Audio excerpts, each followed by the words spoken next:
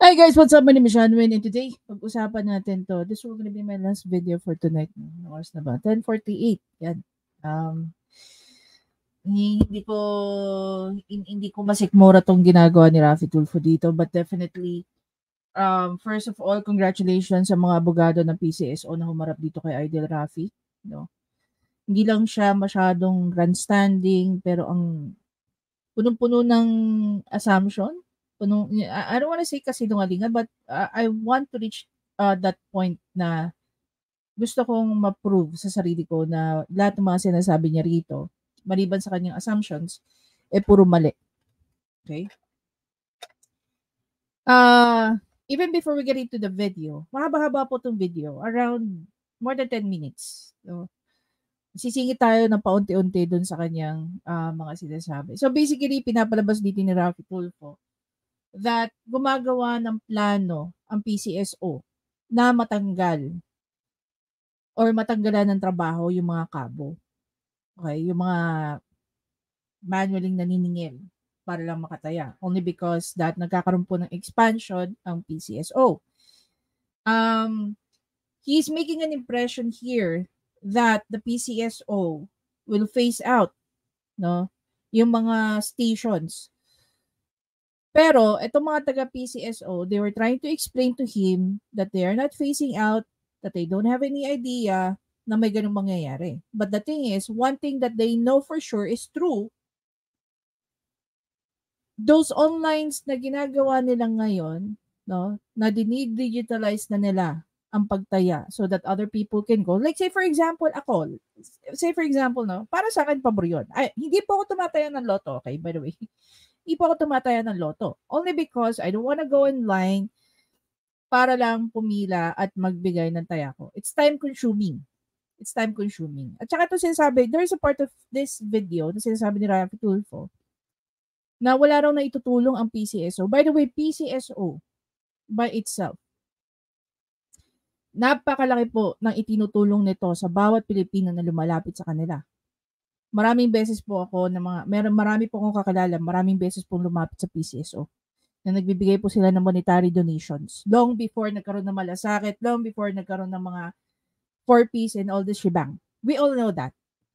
Panahon pa ng mga nanay natin, lola natin, PCSO has been serving the Filipino by providing charity works.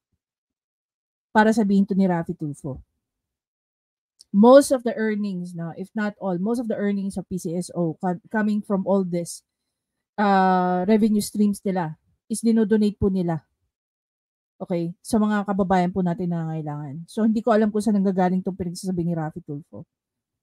Baka nakakalimutan ni Rafi Tulfo that the PCSO has served every single Filipino longest sa alam natin na naitulong pa ng ibang ahensya ng gobyerno. Okay? Apart from that, yes, marami pong tumataya ng law. And take note, paano tataya ang sabihin na natin nasa laylayan kung wala na nga silang pambili ng bigas? Bakit pa nila itataya ng loto? Maybe may mga tumataya nga ng loto na nasa laylayan. Pero hindi po lahat. Wala naman ako nakitang dugyot na pumila sa anuhan ng loto. Ngayon nga, halos buwan-buwan may nananalo sa loto. So come to think of it, pag meron ng app, ano nangyayari? Mas lalaki po ang pot of money. Mas marami pong magkakaroon ng opportunity na manalo. Hindi mo na kailangan pumunta doon. And that doesn't mean na sabihin na lang natin, ipapasara nila yung mga stations where you can put your bet. Like, halimbawa, mag-ano ka sa mga lotto outlets. I really don't think na gano'n ang mangyayari. Diyos ko, yung registration nga lang, guys, ng SIM card. Diba? Oh. Marami pumupunta sa Globe, sa Smart, para magpatulong yung mga matatanda. Ibig sabihin, marami pa rin ang gagamit ng mga lotto outlets na yan, ng mga STL na yan. Marami pa rin. Kung tutuusin, tinatry nga ng PCSO na to catch up sa demands. Diba? Anyway guys, panoorin muna natin. Ninyo. Pero I doubt it, or baka hindi na, kasi may balita ako na gawin nyo ng electronic, Lotto and then STL, wala ng kabo. We are not familiar with the news. That's why, mamayang 1 o'clock, nag-file ako ng resolution, ng bill, na hinaharangan ko. Come to think of it, no, guys. Pumunta ka ng Senate, mas may alam pa sa'yo yung isang tao na taga-Senate na hindi taga-loob. And I'm very sure, dahil sila nga po ay mga nasa legal team ng PCSO, they are very much aware kung ano nangyayari sa loob than someone from the outside. Yung pagiging electronic na ang Lotto at STL. Hindi ako papayag dahil maraming mawawalan trabaho. Yan, pinapalabas ni Raffy Tulfo na mawawalan ng trabaho ang mga tao, which is, ang totoo po niyan, hindi. This is something that yung dalawang abogado na nasa harap niya was trying to explain na hindi totoo yung sinasabi ni Raffy Tulfo. Libo-libong mawalan trabaho. Wala kayong pakialam kasi ang pakialam nyo, magkano bang kikitain dyan sa electronic? Magkano kikitain dyan sa apps na babayaran ng 14%? Sa tingin ba ni Raffy Tulfo, yung mga Lotto outlet na meron na nanalo, hindi rin nakakatanggap ng, sabihin na lang natin, komisyon? Ito po galing to sa mga matagal nang nagluloto at may Lotto outlet, no? Bakit marami nagkaka-interest sa magkaroon ng Lotto outlet? Dahil pag meron nanalo sa kanilang site, they get a certain percent. I just don't know how big or how small yung percentage na pupunta sa kanila. But yes, pag may nananalo sa Lotto outlet, pag may nananalo sa natumaya sa outlet nila, they get something from that as well. Sa gross receipt, 14% ang kikitain ng apps, application na gagamitin ninyo. For all we know, baka isa sa inyo dyan, may-ari niyan eh. Diba si Raffy Tulfo rin yung isa sa mga tao na nagsasabing galit siya sa disinformation, fake news at kung ano-ano pa. Yung ginagawa ni Raffy Tulfo, anong tawag mo dyan? I don't know. Hindi niya daw alam. Wala kayong, alam nyo, kayo dyan sa PCSO, ang nagpapasahod sa inyo, mga pobre, why? Ang tumataya sa Lotto, mga mahihirap. Talaga?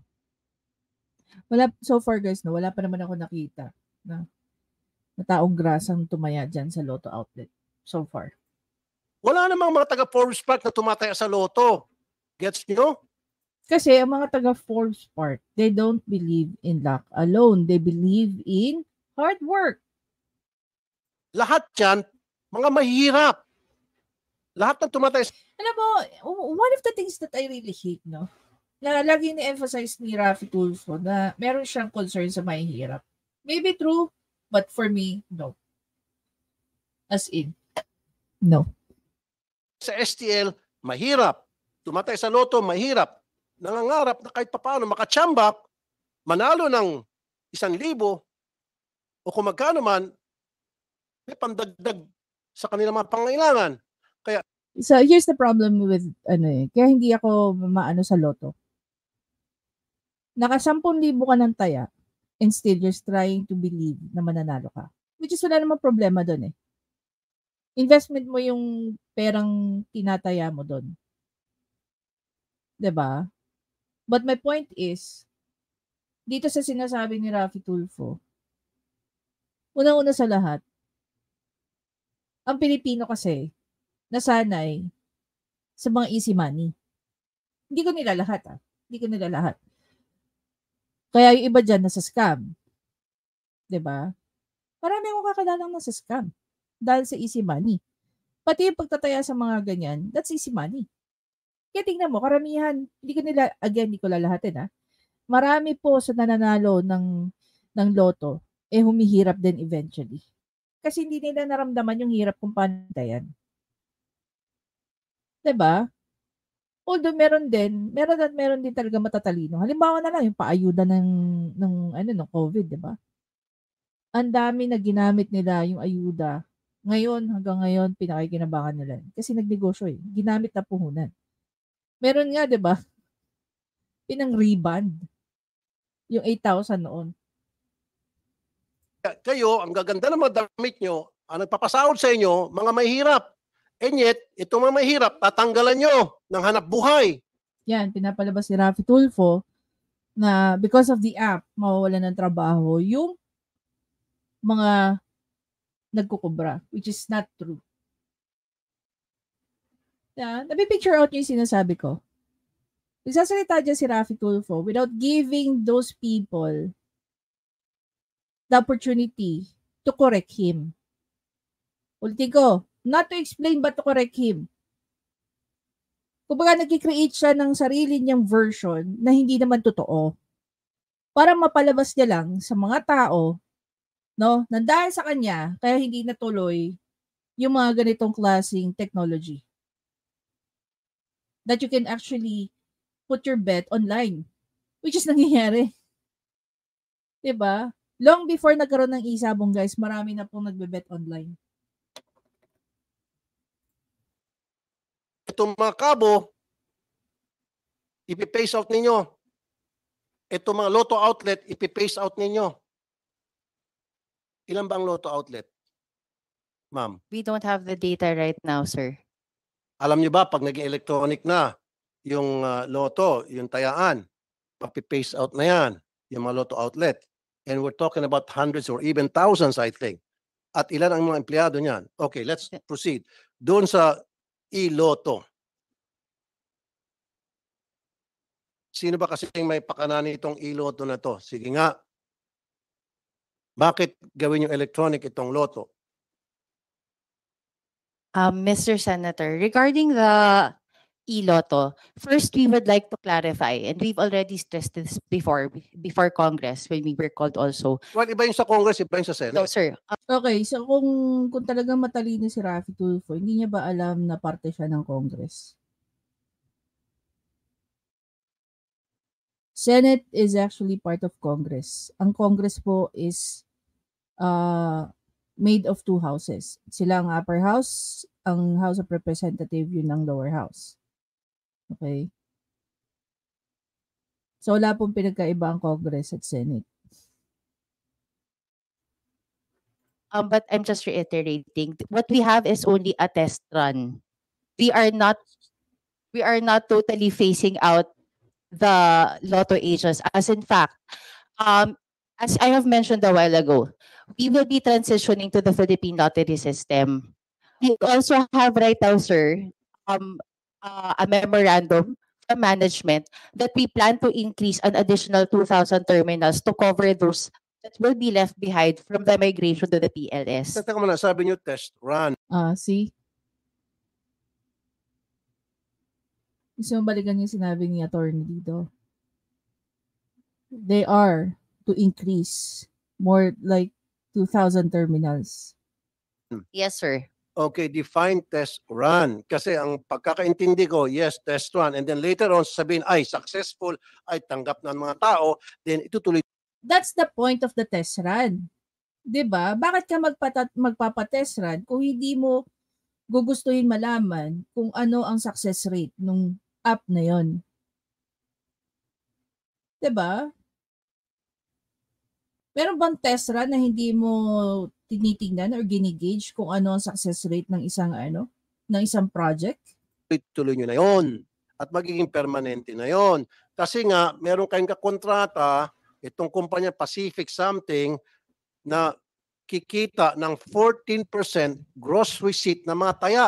That's so big. Dati Gusto yata ni Raffy Tulfo siya ikaw na lang kaya mag-develop ng Raffy Tulfo. Di ba may IT developer ka? Bakit hindi siya pa-developin mo yan? 22% siguro. Tinablang kayo ng hiya. Siguro na inabot kayo ng kahiyan dahil si Raffy Tulfo kaya kailan to tatablan ng hiya? No? Ang garapan. Buti pa yung PCSO eh. Tinablan ng hiya si Raffy Tulfo. Hindi eh. Alan, 22% i-charge sa bawat taya na mapupunta doon sa application. Now we could have just buy out that application na yan. 22, pero anyway, naging 14% na lang. Pero malaki pa rin yun. Sa bawat taya, 14% mapupunta doon sa apps. Kita nyo kabalastugan ninyo? Wow. Sir, we are not familiar with the percentages. However, 100%. I'm Okay, sure of sir. that. Alam mo, it's always easy for Raffy Tulfo to say things no, without even showing us any evidence. Pero naniniwala siya sa kayang gawin ng isang LTD. And yet, wala siyang kayang maipakita sa atin in public na may pinanggagalingan, no? Kanyang mga sinasabi. It's a matter of him saying things. Just for what? however, sir, it is not true that it is a yes right away. Under the guidelines that we have, there are tests that they have to pass before this can be, adopted by the agency. Now, the reason, sir, why we are considering e-lotto is because of the proliferation of illegal lotto betting sites. I actually accessed one about 2 weeks ago. So these are electronic platforms, mobile applications rather, that claim to be accepting bets for lotto. The payment that they make is through GCash. I mean, merong mga Illegal, sir. illegal betting stations sa Lotto? No, sir. What I am saying, sir, are illegal betting sites that are not affiliated with PCSO who get bets for Lotto. They get, And because of that, kaya kayo mag-open sir, e-Lotto sir, the agency, application? Your Honor, the agency is losing, I think, about 4 billion from these illegal betting sites. Okay, give me a list of that. Give me a O, diba? Napahiya siya. So, it means to say that PCSO is actually moving into this kind of path only because they are trying. No, ito, nakalimutan ko yung pinaka-term ni Teacher Mark kanina while he was doing his live. This is actually a response doon sa mga illegal na nangyayari online. Imagine mo, losing 4 billion. Nagwawala si Raffy Tulfo sa isang bagay na gusto niya ipatigil when in fact, na 4 billion pesos pala ang nawawala na sanang kita ng PCSO. Kita na pwedeng makatulong sa mahihirap na lumalapit sa PCSO. Tapos ngayon hihingi siya ng data. If you know exactly why you're asking for these people to be in front of you, dapat nagre-raise ka ng isang problema na alam mo na may ganitong nag-i-exist. Hindi eh. Dito sa part na to, akala nyo bida-bida si Raffy Tulfo. Now na nagsasalita ang mga taga-PCSO, napapaya si Raffy Tulfo. Kaya later part nitong video na to, babanatan niya pabalik itong mga abogado. Kasi nga napahiya siya dito eh, sa part na to eh. Tapos ngayon humihingi na siya ng data. record of that. We will be giving you, sir, the list of the illegal betting sites as well as the illegal mobile applications that No, claim ang to be alam ko getting na bets. ang ginigirilya o nagkakaroon ng illegal patayan, STL, No, pero sir. sa Lotto, no. Ah, 'di ba? O STL na naman. Iniba niya na kasi napahiya siya eh. Imagine mo, we're losing 4 billion. 'Di ba? Because of the illegal sites na hindi naman connected sa PCSO. Or hindi authorized rather ng PCSO. So saan pala napupunta yung 4 billion na yun?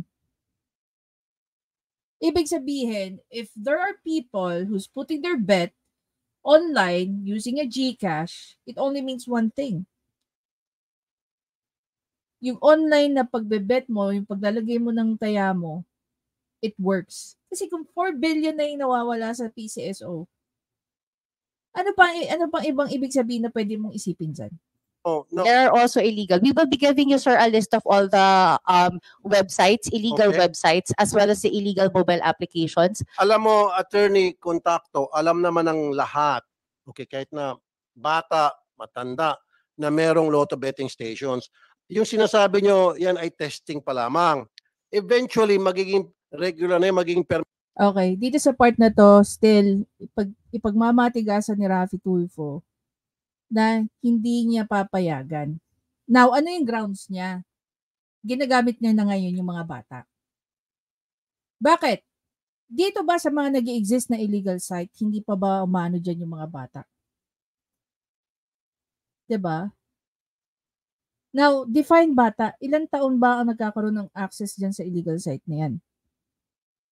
Doon mo malalaman sa analytics eh. Sino-sino at ilang taon ang edad ng tao na uma-access dito sa mga online sites na to.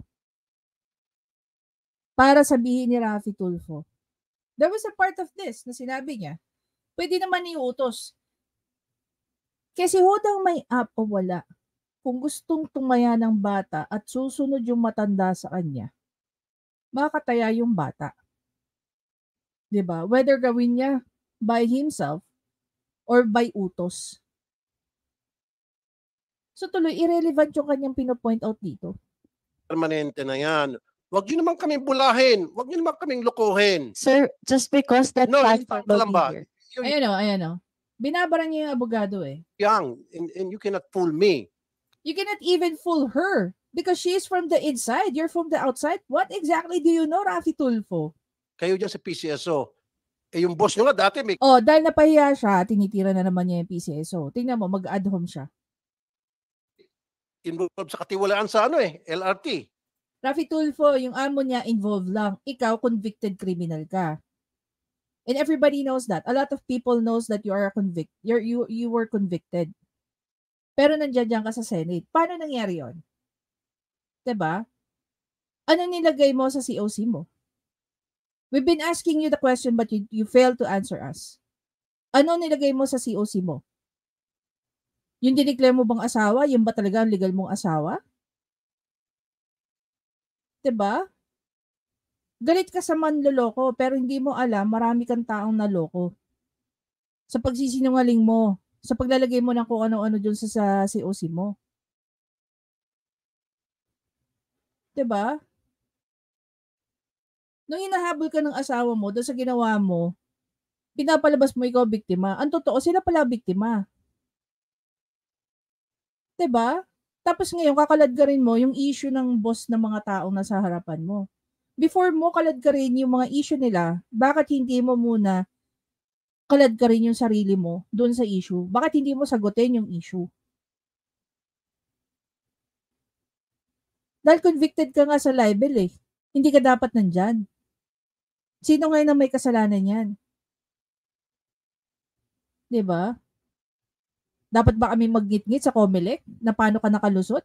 Samantalang nung panahon ng eleksyon, grabe nilang gitgitin si PBBM. Halos linggo-linggo may update tungkol sa kaso nila. Eh ikaw, kinasuhan ka rin pala. Bakit usad pagong yung naging kaso sa'yo? Yung petition na disqualification mo? Before mo ungkatin ang issue ng ibang tao, Raffy Tulfo, linawin mo rin yung issue mo. Paano ka naging senador despite na meron kang conviction sa libel? Na yung libel may naka-constitute ang moral turpitude. 'Di ba? Tapos lulukuhin nyo kami. Kami, hindi mo niloko. Hindi mo nga nasagot si Estrada eh. Alam mo, maisigit ko lang, no? Siguro binibueltahan nito si Senator Jinggoy Estrada. Naalala niyo yung tinanong siya ni Senator Jinggoy, ikaw ba nakasuhan ka na ng libel? Oh, anong buwelta ginawa niya kay Senator Jinggoy? Tinawag niyang stupid law ang kasambahay. Alam mo ba yung boss mo, di ba? Nasangkot sa katiwalaan yan before, but anyway, you don't have to answer that because that's besides the point. Sana bineltahan din siya ni attorney. Hindi ba convicted ka rin ng libel? Bakit ka naging senador? Paano ka naging senador? Oh. Sangkot sa katiwalaan yung boss mo. Tapos ngayon, magmamayabang kayo sa akin. Sino ngayon na mayabang? Sana magkaharap yung amo niya at saka si Raffy Tulfo. At sabihin din ng amo niya, di ba ikaw convicted ka sa libel? Paano ka naging senador? Yung kapatid mo nga hindi naging naging DSW secretary dahil meron 2 counts of libel convicted eh. So paano ka naging senador? Diba? We are not being arrogant, Your Honor. What I am just saying is that we need to take steps to counter these illegal betting sites. Exactly. Then, kung may mga illegal betting sites, then call the police, the NBI. Oh! Hindi pa ako nakapag-react doon sa isang video, no? Meron tong pinatawag na resource person. to discuss about online scamming na OFWs daw ang mga, what do you call that, ang mga victim. Dito sinasabi niya, tumawag ng mga police. Ito yung sinasabi, ito yung diniscuss ni Attorney Libayan. Bakit isang vlogger ang pinatawag as a resource person na wala naman alam sa cybercrime? Sa forensic? Diba? Tapos ngayon, yan nasasabihin niya. Paniniwalaan mo pa ba to? BI. And we did, yes, sir. Well, then you don't have to change the system just because may mga illegal sites para kayo ay... Who are you to say that? Who are you to say that? Na ang dami-dami mo ang gustong baguhin. 'Di ba? Pati yung qualified theft. Gusto mo tanggalin yung mga kasambahay. Ano kaya mararamdaman nito ni Raffy Tulfo kung siya ang nakawan ng isang kasambahay? 'Di ba? Magbubukas na another problema. That's another problem. No. You are the problem there, Raffy Tulfo. Ikaw ang problema ng maraming Pilipino simulang umupo ka dyan. Marami kang pinaniwala sa maraming bagay na mali. Problem by coming up with e-lotto because yung e-lotto pwede nang tumaya pati mga bata. I beg to disagree, sir. Exactly. Bakit? Not because it's available on your mobile. No. It means na pwede siyang ma-access. With or without that, kung talagang gusto ng batang tumaya ng loto, pwede rin siyang umutos na mas nakakatanda sa kanya. Besides, pag pumunta ka sa mga lotto stations, hindi naman nila hinahayaan mga bata ang tumataya sa kanila. No? Yes, sir. Because under our guidelines, it is required that a KYC procedure will be undertaken strictly before any bettor can access our platform. So the KYC that our platform has would require a potential bettor to submit 2 valid government IDs and a face scanning system. Halatang bago ka. Hindi. Stupid ka lang talaga, Raffy Tulfo. Alam mo kung bakit? Obviously, yung requirements ng is very strict nga naman. 'Di ba? Although I might agree with Raffy Tulfo. Bakit? Not because isang matanda ang nag-apply. Okay, na-register and all the shebang. That doesn't mean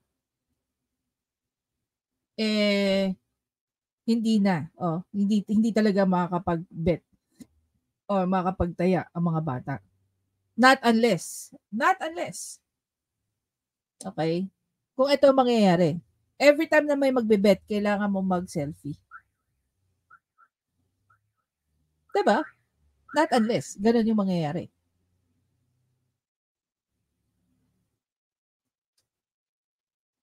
Halatang bagito ka. Okay. KYC, know your client. Yes. Pwede naman mag-utos ng mga bata, ng driver nila, ng kasambahay nila. Pwedeng utusan. Ulit. With or without the app, pwede rin naman mag-utos sa mga bata na yan. Pumunta doon sa mga lotto outlet at silang at magpataya doon sa kung sino-sino man yung binabanggit dito ni Raffy Tulfo. Nung bata, ang nakakatanda sa kanila. Ganon din yung ginawa ng isabong. May mga KYC din yung isabong. Pero, ano nangyari? Lahat tumataya. Nakakataya. No. Yung sinasabi mo KYC, naintindihan kita. Alam mo, yung sa isabong, interesting, no? Hindi naman, naririnig ko siya pero hindi ako ganun ka-familiar sa how it works. Diba? Now, my other question is, when it comes to sabong kasi guys, malaki yata ang tayaan dyan. Maybe 500, the lowest, no? Sinong bata ang merong 500 pesos? If we're talking about, again, define bata. What age are we talking about? Are we talking about 5 years old, 10 years old, 15 years old? Diba? Normally, ang mga batang ito will not be very interested sa mga ganito because nasaan sila matatagpuan sa ML? No? Sa TikTok. Siguro maiilan. Hindi ko naman i-disregard yan. Maiilan. Dapat nga, sa totoo lang, no? Kasuhan yung mga magulang na merong mga anak na tumataya sa mga ganyan. 'Di ba? Para sa akin, gumawa kayo ng provisions or batas na kung may mga magulang na hinahayaan ng kanilang mga anak na tumataya sa sugal at as young as 17 below, kasi nga age of legality nga is 18. So kung 18 pataas yan, hayaan nyo. Pero kung 17 yan, pababa, then that becomes a different story. Kita. Pero makakataya pa rin mga bata. Sabi ko kanina, pwede naman utusan ng mga bata ang mas nakakatanda sa kanila. Pwede nilang utusan yung kanilang driver. Pwede nilang utusan yung kanilang gardener. Pwede nilang utusan yung barkada nila. Pwede nilang utusan yung magulang ng kanilang tropa. Your Honor, if I may po, sir. Sir, just to clarify lang po. Sir, yung e-lotto po, actually, ang di-launch pa lang naman po under the guidelines is test run para dun po sa system lang po. I think dito lang po yung sa 14%. Hindi pa ho siya talaga fully operational sa market. If it Harangin ko yan. I'll do everything in my power. Harangin ko yan at hindi matutuloy yan. Galingan mo, Rafi Tulfo. And trust me. Yes, Your Honor. If I may po, in-explain ko lang po kasi yung sa yung existence po niya ngayon for a year po, and then after that, if it is successful po and viable for PCSO in the market. Kaya nga, pag naging successful and viable, itutuloy-tuloy. Tama? Hindi pa po, sir, kasi isa-subject po yan sa public bidding under RA 9184. Kaya nga. O, akala ko ba may system na? Rafi Tulfo. Diba sinabi niya yan kanina? Meron ng company na mag-handle. Tapos ngayon, sinasabi dito ni attorney, magkakaroon pa pala ng public bidding. So basically, the app is under development. If I understand it correctly. The app is under development. And if it works, that's the time that they're going to contract someone, okay, to handle the app itself. Diba? So again, iba yung sinasabi ni Rafi Tulfo a while ago sa sinasabi nitong lawyer na mismong Tagaloob. Ngayon, Rafi Tulfo, I challenge you. Kung nagsisinungaling to dalawang abogadong to, file a disbarment case against them. Kung niloloko nila tayo, kung niloloko ka nila, file a disbarment case. Pag hindi, ibig sabihin, you have your own interpretation. Diba? Na pinapalabas mo ang tama when in fact mali. Pag successful at kapag viable, isa-subject sa bidding. Yes po, yung system lang po, sir. Wala pang games po yun. Kaya nga. And then of course, pagdating sa bidding, madali man ma-rig yung bidding. And then hanggang sa, wait a minute. No, my question is, magkakaroon kaya ng cross-path ito with the DICT? Diba? The other question is, sino ang nagde-develop ng app na to for PCSO? Is it the ICT or a third-party contractor? Diba? Or yung isang vlogger ni Rafi Tulfo na IT daw? Sino? Hanggang sa tuloy-tuloy na maging operational na yung e-lotto. Kaya nga harangin namin yan. Yes. Maraming mga senador kausap ko na hindi sang-ayon dyan. Nag-drag na siya ng mga senador.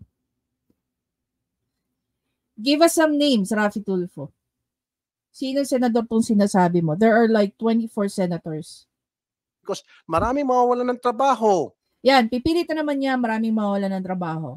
Isa-summarize natin, guys, no? Yung pag-create po nila ng app was actually their way, no, na matigil yung mga online sites na hindi naman affiliated kay PCSO.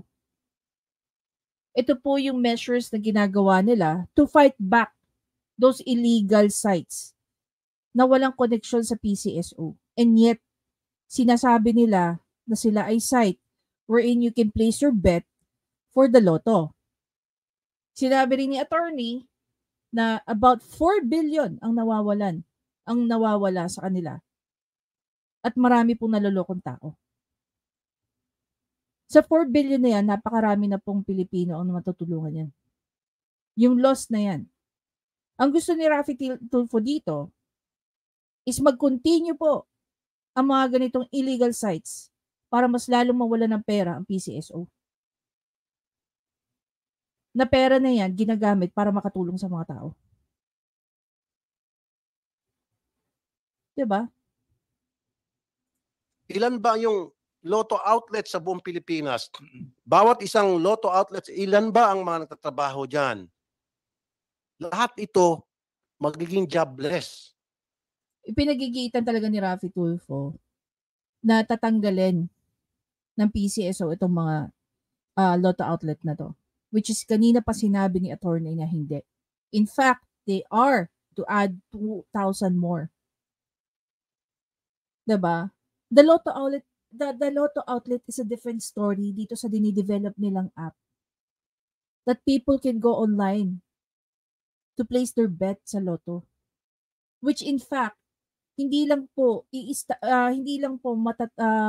masastop no yung mga illegal sites na nagpapakilala na sila ay legit sites tapos ibibigay mo ano, imagine mo kung gaano karami ng manlolokong pinayaman, 'di ba?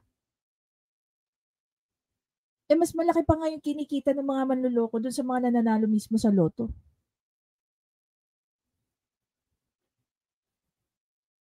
Sino ang panalo? Yung may-ari ng application na kumukubra ng 14%.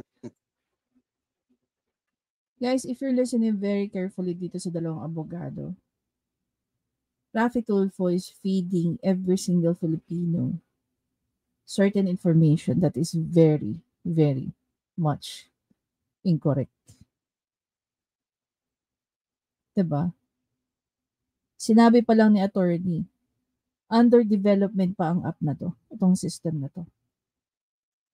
At pag na-develop to, naging okay to, ipapabid po nila ito. So, ibig sabihin, walang korporasyon o kumpanya whatsoever. Diba? Premature yung pagja-judge ni Raffy Tulfo dito sa sistema na to. What if ganito mangyari, guys? What if, ang gawin ngayon nito ni PCSO, instead na maglagay ka ng pwesto, pwede kang magkaroon ng online lotto outlet. Nakaupo ka lang, tumatanggap ka lang ng taya. Pwede rin naman mangyari yun eh. Diba? Kumbaga isa ka sa may franchise ng lotto outlet. So yung tumataya sa lotto outlet mo, kumikita ka, kumikita rin yung mga mananalo. Hindi ka nagbabayad ng pwesto. Naisip pa ni Raffy Tulfo na pwedeng may mga Pilipino na magkaroon ng interest, na magkaroon din ng online lotto outlet nila. Na pwede rin kumita kaysa sa ginagawa niya. Nagdagdag kayo ng sakit sa ulo. Okay na yung lotto outlet. Yung mga tao natutuwa pag mataas yung pot. O imagine mo kung gaano pa mas lalaki kung merong online lotto outlet. Or yung pwede sila magtaya online. Pipila sila. Baka umabot na ng bilyon yan. Baka mas mayaman pa kayo kay Raffy Tulfo. Kaya mas mayaman pa kayo kay Manny Pacquiao. O baka maging mas mayaman pa kayo kay Villar dahil marami na pong tumataya since meron online access. Di ba? Ngayon, electronic. 14% malaki pa rin. Dati nga, 22% yan eh. Siguro, inabot kayo ng hiya. Garapala na ata ito. Sige, baba natin sa 14%. Buti pa nga PCSO, may hiya.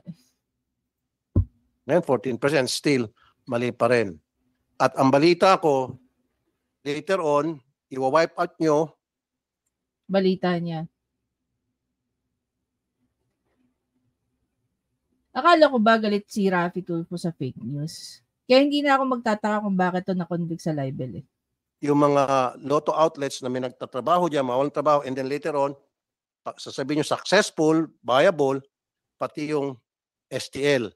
na libo-libo na naman ng mga kabut-kubrador ang mawalan trabaho. Wala kayong pakialam sa mga mahirap nating kababayan. Wala kayong Uy, concern. grabe. Para siya Yun meron yung point ko eh. pakialam. Kasi kung meron kayong concern, last year pa natin pinag-usapan yung benefits ng mga kabut-kubradores. Ninyo, Tama, ang dami niyang nire-raise ditong issue. Diba? dahilan kung bakit kayo may Parang kasalanan tuloy ng PCSO kung bakit hindi nabibigyan ng mga benefits itong mga kabo na to. When in fact, they're very strict with their rules. Ngayon, ito naman challenge ko kay PCSO. Pakita nyo rin naman sa amin yung data kung gaano nakarami ang hindi nyo nirenew.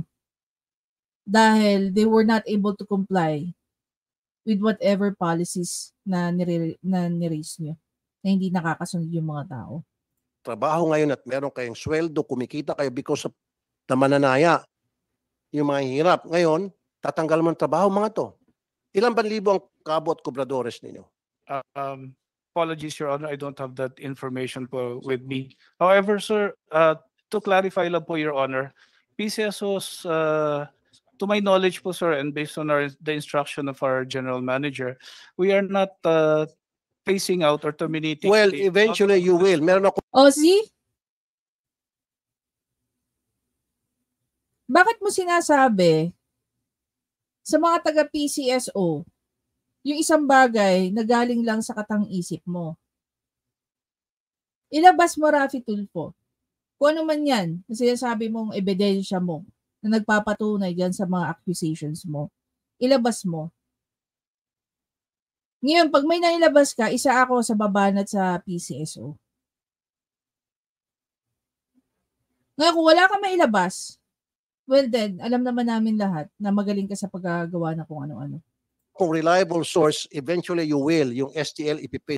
Saan yung reliable source mo? Sino yung reliable source mo? Ito yung nakakatawa kay Raffy Tulfo, no?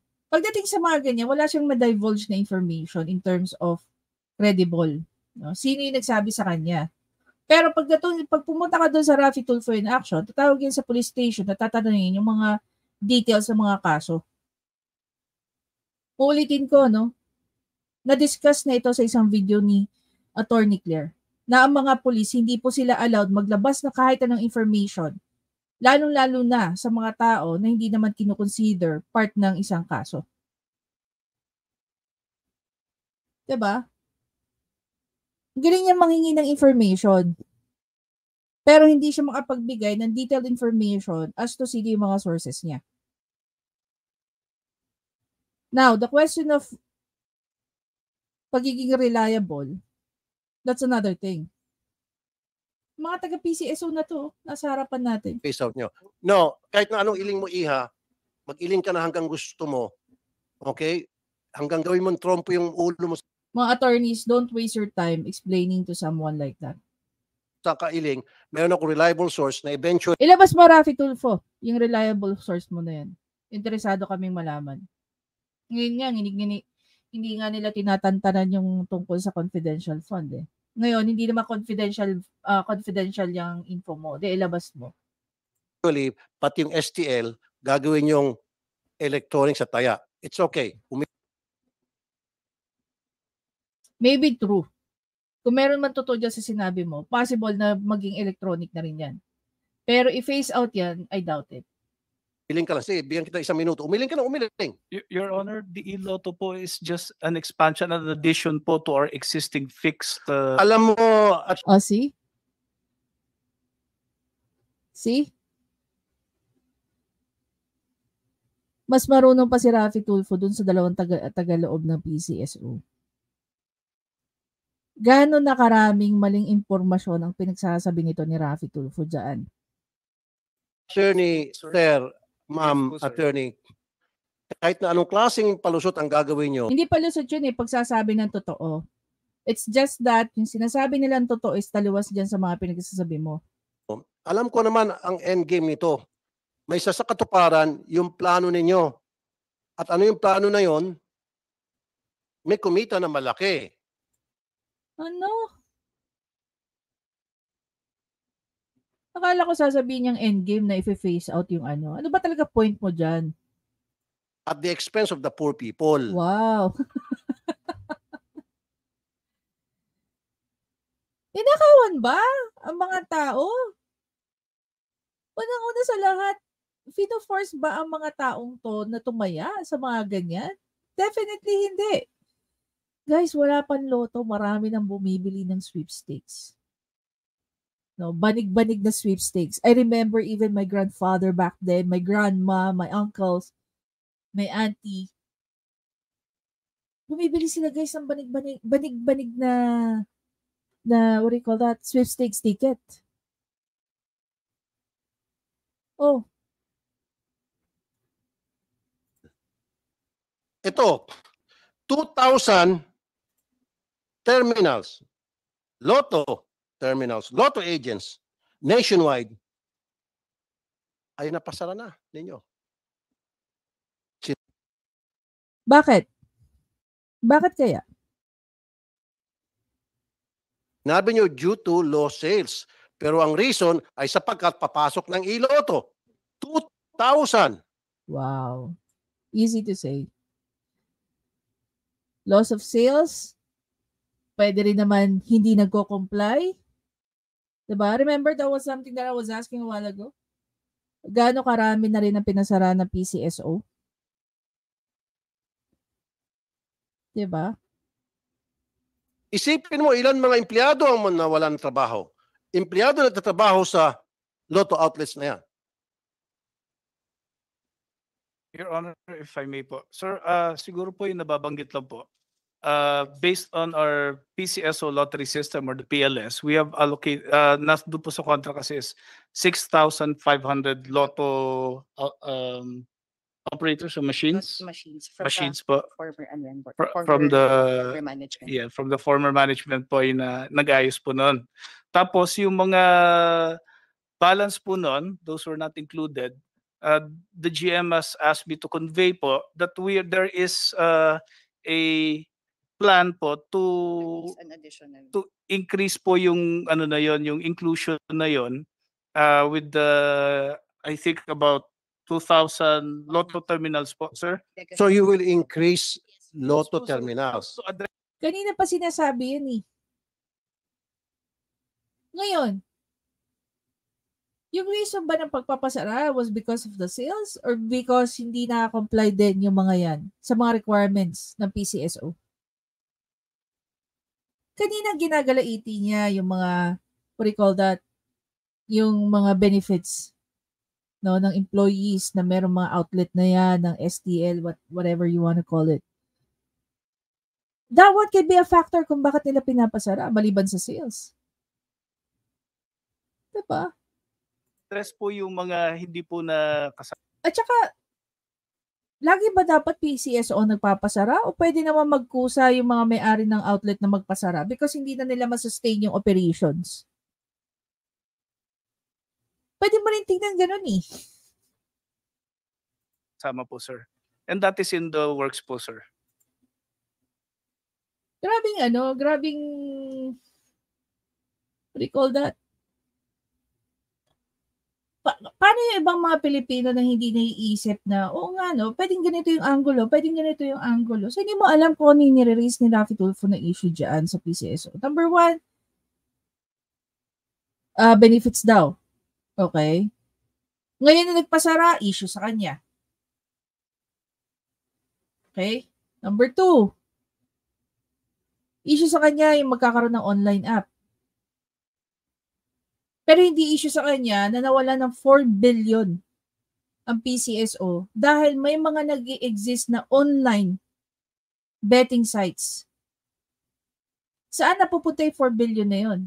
Siyempre, doon sa mga kawatan, imbes na yung 4 billion na nakakatulong, hindi eh.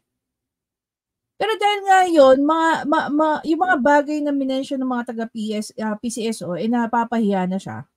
Dahil lumalabas na siya, gumagawa lang ng mga certain assumptions niya, napalabas niya na kaya siya nagsisigaw dyan because meron siyang concern sa may hirap, na mawawalan daw ng trabaho. Diba? Ngayon, kung issue talaga, ito another thing, no? Out of sarcasm. Kung talagang issue kay Raffy Tulfo, na mawawalan ng trabaho ang mahihirap, I would highly suggest, bakit hindi niya lang i-hire, gawin yung staff niya sa RTIA? Yung ginagawa ng PCSO, issue sa kanya. Pero yung ginawa niya, naging resulta na hindi nakabalik yung mga OFW papuntang Kuwait, na gumastos, hindi yun issue sa kanya. Issue sa kanya, yung naging, sabihin na lang natin, ano yung term na ginamit niya kanina? Na-involve daw yung amo nila attorney sa isang issue, pero hindi issue sa kanya na siya ay isang convicted. Diba? Sobrang nakakainis yung mga ganun tao eh. Na ang galing mong magmagaling, pero kung ikaw na yung nakasalang dyan, wala ka na. Diba? Butata ka na. Tahimik ka na. Anyway guys, again, maraming salamat sa panonood. Please don't forget to subscribe, like, and comment. Doon po sa mga bago natin subscriber. Maraming salamat po. Welcome to the community. Wala po tayong fandom or whatsoever. Tayo po ay isang community ng mga nag-iisip ng mga Pilipino. Maraming salamat again guys, and I'll see you tomorrow. Good night.